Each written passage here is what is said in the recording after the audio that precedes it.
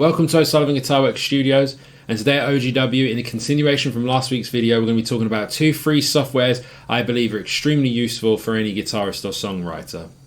The first plugins I'm going to be talking about is a couple of different amp types and simulations, but it's from one maker, and that is Lepou plugins, Lepou for spelling reference. The trickiness with this is that it is available from a few different sites where they have free VSTs and free plugins and guides. This is readily available. However, the official site, which is the Lepou blogspot, is actually gone now. When I first downloaded it, I got it from that blogspot, I believe. And yeah, that's not available anymore. But nevertheless, this is a readily available download. The first model available is the Hybrid, and this is a model of a combination of a JCM 800 from Marshall and a Plexi Super Lead 100 from Marshall. Second one available is the LE456, and that is a version of the Engel Powerball. Available is the Electro, which is the channel 2 and 3 of a Mesa Boogie rectifier. There is the Legion, which is not a copy of any specific amplifier or sound. It is just an original that they made themselves at Lepou, and is just made to be a big overdriven, oversaturated, kind of reminiscent of the insane drives on line 6. They're not modeled after anything, but they are for a specific purpose. The Lectac, which is based on a Bogner Ecstasy or XTC.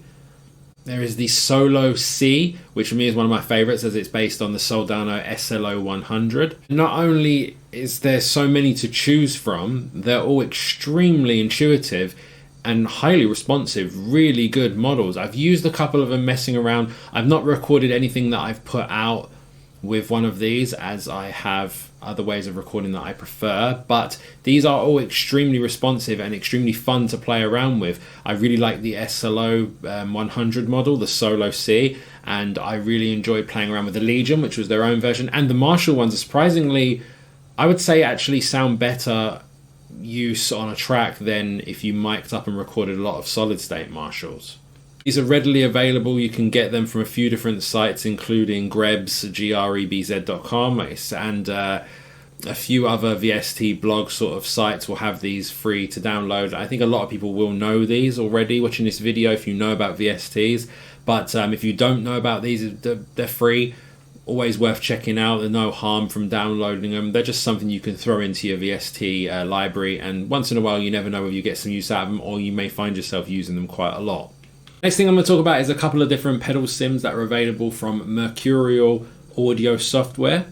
Mercurial has a ton of stuff on their site, loads of tone sculpting sims, again versions of the Bogner Ecstasy, rectifiers, Marshalls, tons of stuff, some really cool programs, including a really cool app that can go on your iPad. But the specific things I'm talking about now is some pedal sims that are available in their free stuff section on the site. First one that stood out to me is one that was called the MTA, the Metal Area, and it's a model version of the Metal Zone from Boss. It's really interesting, it's really fun to play around with, something you could find some cool sounds with. I actually messed around with it on bass as well, and it was really cool. Nothing, I don't think that's going to dramatically open your eyes to anything new or change your tone forever, but it's something fun to play around with. Second thing was the TSC, which is a little green box you'd recognize when you see the picture, and it's based on the TS-808 from Ibanez, a tube screamer, and that was really cool. Had the great effect of a tube screamer. I found it to do exactly what I needed it to do when I was using it, so yeah, something I would recommend checking out. Third one was really cool, which was a WS1, and this was just a stereo chorus. I don't believe they marked it as any specific chorus that they base it on. They just put it down as stereo chorus, and it was really good. It was really cool. I tried that on bass and on some clean guitar, a little bit of distortion. It did the job of a really good stereo chorus, almost like a Boss chorus or any of the TCs that I've used.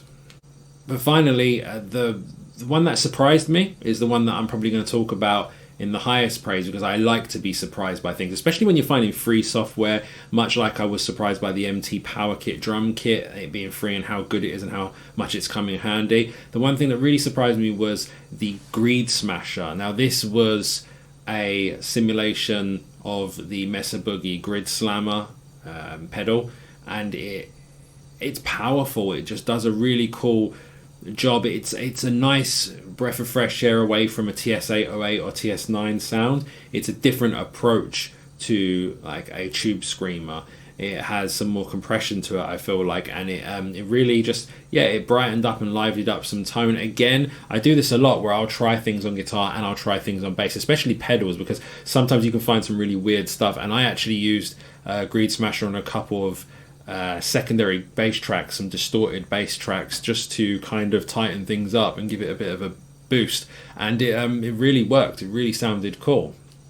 So that's a different couple of free amp sim, pedal sims that are available. This is just a quick short video to carry on from what I was talking about last week. I mentioned I'd like to talk about some of the free things out there that I've used, and this is just a little hint in the right direction for you. There are other things available. There's you know, some sort of well-known free programs out there that you can get your hands on and probably have a play around with, especially if you're just starting out. It's something cool to have. When I first started out home recording, I grabbed a bunch of free stuff and I decided to experiment with that for a while until I kind of had the money and the time to really invest in some recording setups. And you know, when I started recording projects with guitarists with their own amps and setups there, I got myself to the point where I could record their gear. So this is something fun to play with, and I think it's well worth checking out just because it's there, it's free, why not? My philosophy is if someone was to turn around to you and say, hey, do you want this pedal, no strings, no messing around, just a free pedal to play around with, you wouldn't just say, no, there's no point, I'm not going to use it. You'd take it, mess around with it, maybe give it back if you didn't like it. I don't know, you got to take those opportunities to play with things to see where you stand as a musician and as a creative entity. You've got to have options open to you, otherwise who knows what you could achieve without them there. So thanks for checking out the video. Like I said, this is a little short one. My short ones tend to be quite long anyway, so hopefully you got something out of this. And you know, like the channel, subscribe, hit the notification, share it around, tell your friends and family about the channel. We're hoping to try and grow the audience and get a bit more out there. The more the channel grows, the more I can do and invest back in the channel. So hit all the buttons and check us out next week for another new video, and take it easy and take care.